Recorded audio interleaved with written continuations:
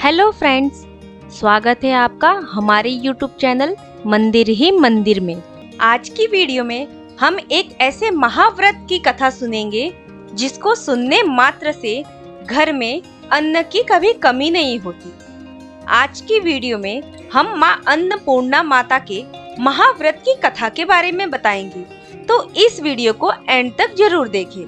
स्कंद पुराण और काशी खंड में माता अन्नपूर्णा के बारे में विस्तार से जानकारी दी गई है। माता अन्नपूर्णा के स्वरूप का वर्णन करते हुए पुराणों में कहा गया है कि वह काफी सुंदर और मनमोहक है।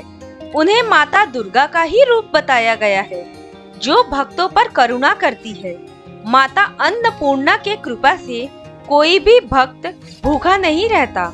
माता अन्नपूर्णा को अन्न की देवी कहा गया है, इसलिए उनका नाम भी अन्नपूर्णा है। अन्नपूर्णा का अर्थ है अन्न की पूर्ति करने वाली। माता अन्नपूर्णा को लेकर यह तथ्य भी सत्य है कि वो पूरी सृष्टि में अन्न और भोजन का संचालन करती है। आइए जानते हैं माता अन्नपूर्णा की उत्पत्ति कैसे हुई।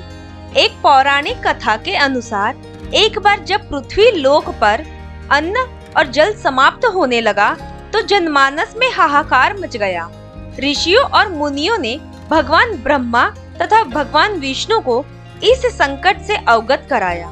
तत्पश्चात ब्रह्मा जी और विष्णु जी समस्त ऋषि और मुनियों के साथ कैलाश पहुँचे। ब्रह्मा जी ने भगवान शिव से कहा, प्रभु, पृथ्वी पर अन्न और जल की कमी हो गई है, आप ही कुछ कीजिए और इस संकट से सबकी रक्षा कीजिए। भगवान शिव ने देवताओं को आश्वासन दिया कि सब कुछ यथावत हो जाएगा, बस वे शांति बनाए रखे। तत्पश्चात भगवान शिव ने पृथ्वी का भ्रमण किया। उसके उपरांत माता पार्वती ने अन्नपूर्णा का रूप ग्रहण किया। भगवान शिव ने भिक्षु का रूप ग्रहण करके माता अन्नपूर्णा से भिक्षा ली और वही भिक्षा को पृथ्वीवासियों में अन्न जल वितरित किया। इस प्रकार सभी प्राणियों में जल और अन्न की प्राप्ति हुई। सभी हर्ष के साथ माता अन्नपूर्णा की जय जयकार करने लगे। तभी से प्रति वर्ष मार्गशीर्ष पूर्णिमा के दिन अन्नपूर्णा जयंती मनाई जाती है और माता अन्नपूर्णा की पूजा की जाती है।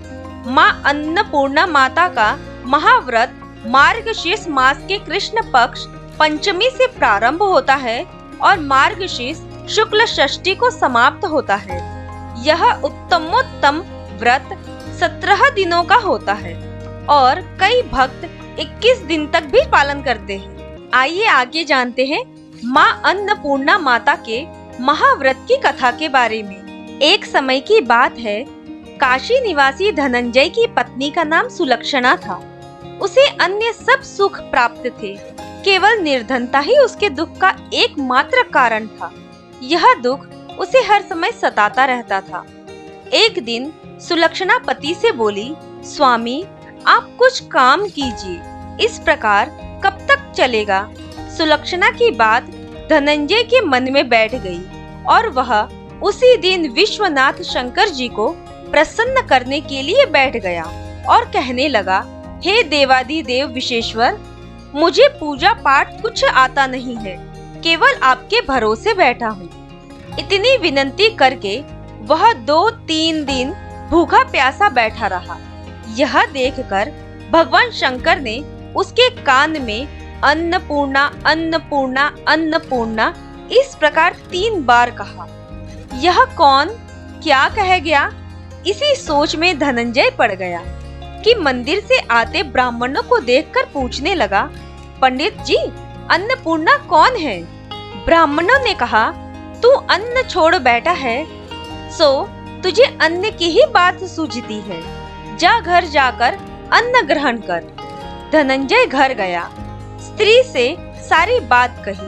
वह बोली, नाथ, चिंता मत करो, स्वयं शंकर जी ने यह मंत्र दिया है, वे स्वयं ही खुलासा करेंगे, आप फिर जाकर उनकी आराधना करो।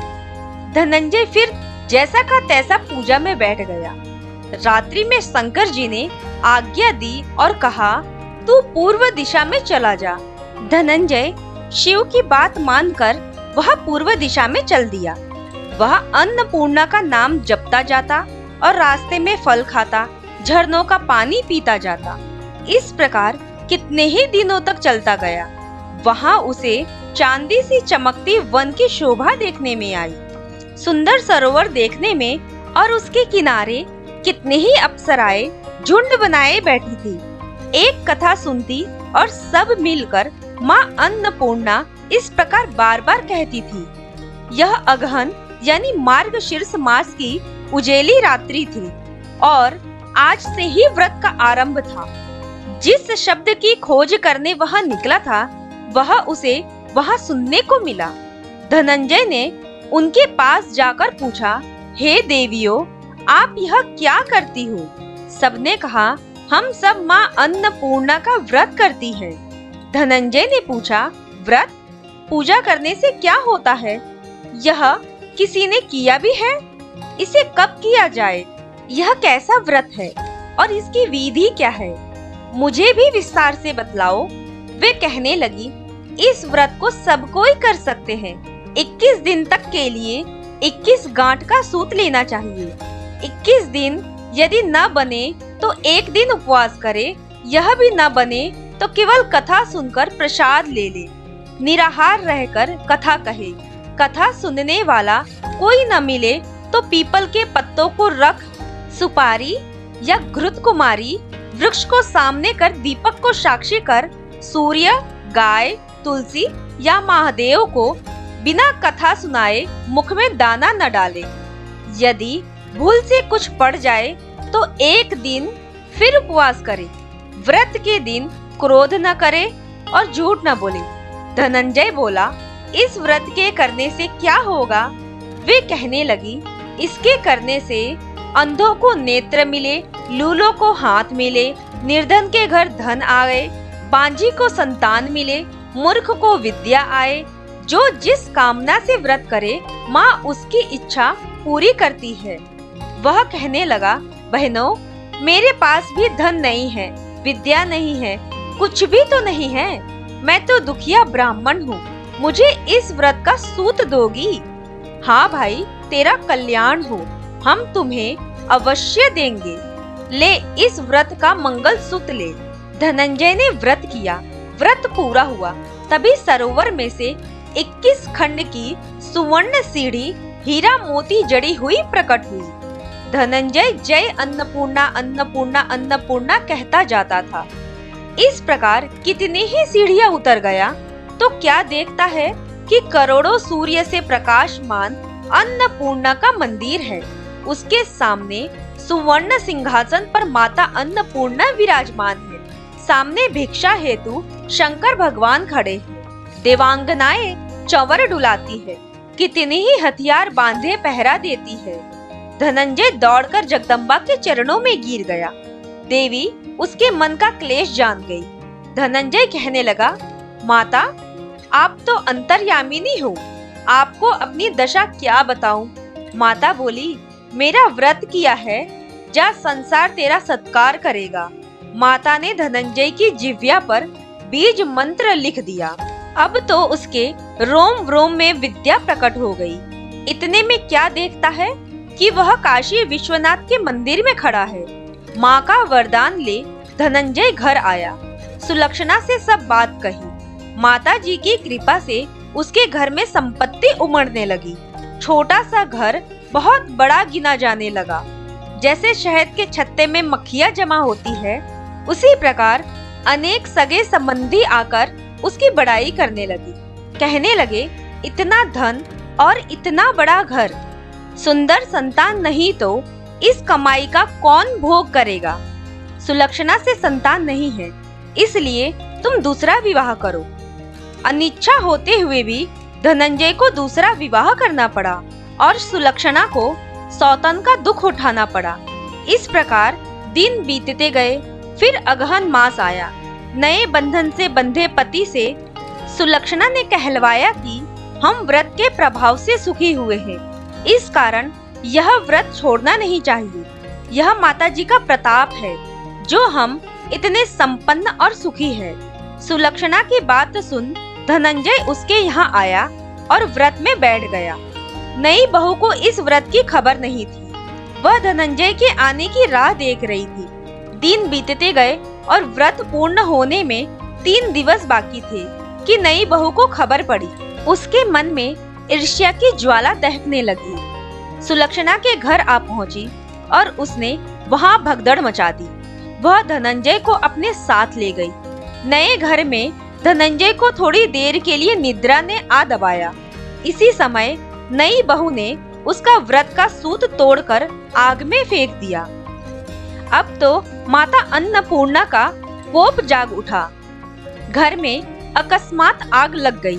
सब कुछ जलकर खाक हो गया। सुलक्षणा जान गई और पति को फिर से अपने घर ले आई। नई बहू रूठ कर पिता के घर जा बैठी। पति को परमेश्वर मानने वाली सुलक्षणा बोली, नाथ घबराना नहीं, अन्नपूर्णा माँ की कृपा अलौकिक है। पुत्र कुपुत हो जाता है पर माता कुमाता कभी नहीं होती। अब आप श्रद्धा और भक्ति से आराधना शुरू करो, वे जरूर हमारा कल्याण करेंगी। धनंजय फिर माता के पीछे पड़ गया। फिर वही सरोवर सीढ़ी प्रकट हुई। उसमें माँ अन्नपूर्णा कहकर वह उतर गया। वहां जा माता जी के चरणों में रुदन करने लगा। माता अन्नपूर्णा प्रसन्न हो गई और बोली, यह मेरी स्वर्ण की मूर्ति ले, उसकी पूजा करना, तू फिर सुखी हो जाएगा। जा, तुझे मेरा आशीर्वाद है। तेरी स्त्री सुलक्षणा ने श्रद्धा से मेरा व्रत किया है, उसे मैंने पुत्र दिया है। धनंजय ने आंखें खोली तो खुद को काशी विश्वनाथ मंदिर में खड़ा पाया। वहां से फिर उसी प्रकार घर को आया। इधर सुलक्षणा के दिन चढ़े और महीने पूरे होते ही पुत्र का जन्म हुआ। गांव में आश्चर्य की लहर दौड़ गई। इस प्रकार उसी गांव के निसंतान सेठ के पुत्र होने पर उसने माता अन्नपूर्णा का मंदिर बनवा दिया। उसमें माँ अन्नपूर्णा धूमधाम से पधारी, यज्ञ किया और धनंजय को मंदिर के आचार्य का पद दे दिया। जीविका के लिए मंदिर की दक्षिणा और रहने के लिए बड़ा सुंदर सा भवन दिया। धनंजय स्त्री पुत्र सहित वहां रहने लगा। माता जी की चढ़ावे में भरपूर आमदनी होने लगी। उधर नई बहू के पिता के घर डाका पड़ा, सब लूट गया। वे भीख मांगकर पेट भरने लगे। सुलक्षणा ने यह सुना तो उन्हें बुलावा भेजा और एक अलग घर में रख लिया। उनके अन्न वस्त्र का प्रबंध भी कर दिया। धनंजय, सुलक्षणा और उसका पुत्र माँ अन्नपूर्णा की कृपा से आनंद से रहने लगी। माता अन्नपूर्णा ने जैसे इनके भंडार भरे वैसे सबके भंडार भरे। जय माँ अन्नपूर्णा। आपको वीडियो अच्छी लगी हो तो प्लीज वीडियो को लाइक करें, शेयर करें और चैनल को सब्सक्राइब जरूर करें।